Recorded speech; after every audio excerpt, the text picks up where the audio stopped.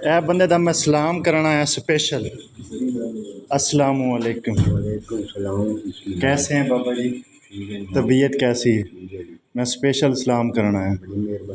मैं कि बजुर्गों ने पिछले बारी वादा किया सी ते हुण सलाम करके ही जाना है। और तुहाडी सेहत ठीक ठाक? मैं कि सलाम कर दे बाबे होना दा वापसी इंशाल्लाह आना। नहीं वापसी कितने वापसी आके इंशाल्लाह जड़ा नहीं वापसी इंशाल्लाह आना ते बाबे जी ने बैठ के सलाम दुआ कर दे। नहीं ये तरह सेहत भी है।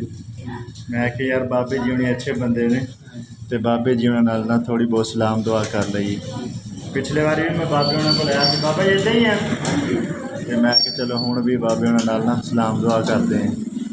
और बाबा जी बाबे होना दिखाई यार बाबे जी उन्होंने मोहब्बत दिखाई है ते बाबे जी उन्हें बड़ी मोहब्बत करते हैं यार। आ देख दही का घोला ना पूरा भर के दिता है बाबे जी ने। थोड़ी मोहब्बत है बाबा जी है जी।